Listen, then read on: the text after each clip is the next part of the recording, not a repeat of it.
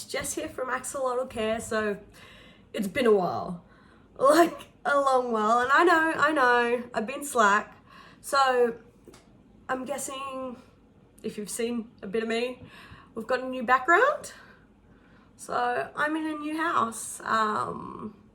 Yeah, so that was a big change for me. Yeah, transporting all the tanks was a mission and a half. So as of current, we've got 4 axolotl tanks, not including the 8 tubs that I just got for my rescues. And I've got some new animals to the family. So first and foremost, I'm just going to ask you, would you like me to talk about those new animals? So back here, I've got 3 pygmy bearded dragons, and I thought you might be excited to see this. I'll probably put her in my next video, but we've got Biscuit. Biscuit is a morphed axolotl, so she's basically a salamander, and yeah, so they're not that common due to the fact that you can't really breed them, you can't create them. So yeah, she's very, very special to me. I was so excited to have the opportunity to add her to my little animal family. Along with that, we have 3 cats, which aren't exotic pets, but you know what? Cats. So if I'm here doing a video and you see flap, flap, flap of a tail, you know why. Anyway, that was a big long intro. Back to what this video is. So I wanted to talk about nipping. So anyone who has axolotls would know about nipping.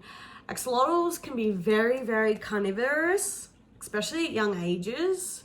And I actually got a 35 clutch rescue as of recent, and pretty much all of them were missing limbs. And I just wanted to address to people, how do you prevent this? Because with my axolotls, I have never, ever had a nipping problem. So why do some people have that problem? Why do others not? Well, here's my few tips and tricks on how to prevent nipping problems. So first and foremost, space.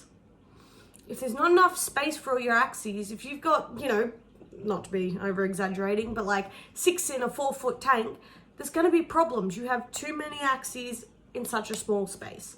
So a lot of people in the axolotl community go by the, so you have 2-foot rule, 2 foot plus 1 foot rule. So basically, for 1 axis, you need 2 foot of floor space, so 2 feet wide. For 2 axes, you need 3.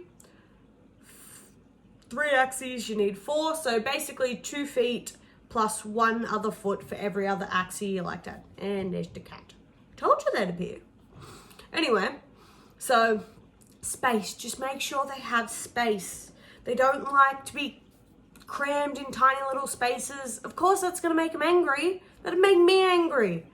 So yeah, just make sure when you get your tank all set up, nothing's worse than throwing 6 different axes in a small tank. It's just not going to make them happy.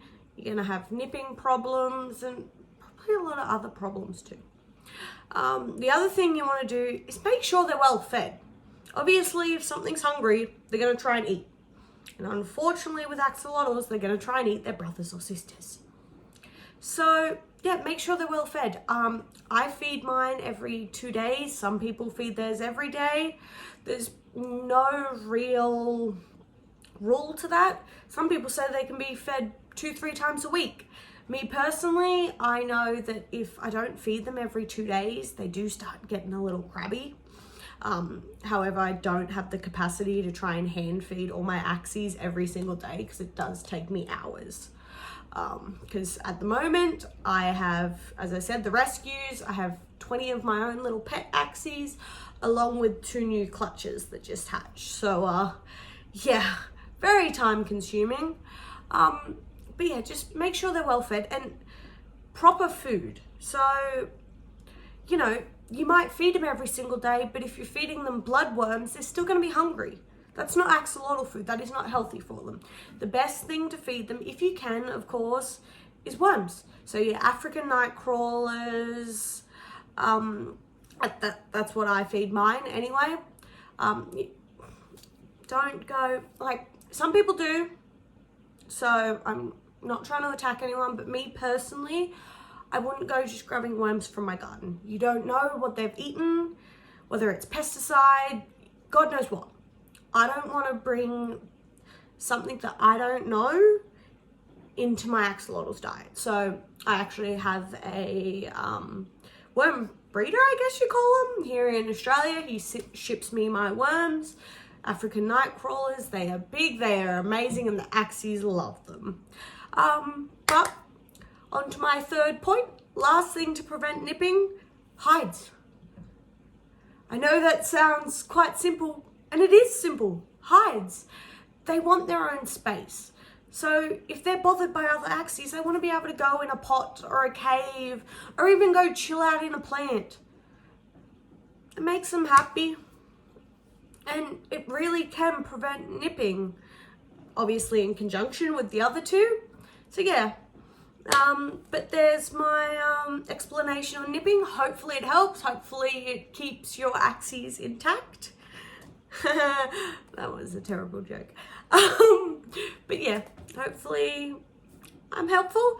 And as I said at the beginning of the video, if you would like to hear more about my other animals, I'm actually kind of excited to do a bit on the beardies. And as I said, I kind of want to bring Biscuit along, but she doesn't like being held for too long, so yeah. But as I train the beardies and stuff like that, I'm hoping to bring them into my videos. But at the moment, because they're quite young, they scurry here and there, and you'll just see me running around like a crazy woman. But anyway, let me know what you think about, let me know if these tips are helpful, and whether you want to see more on other animals or anything else on axolotls. Right, that's about all I got, and thank you everyone for listening, and axolotls for life. Oh God, I forgot how to do that.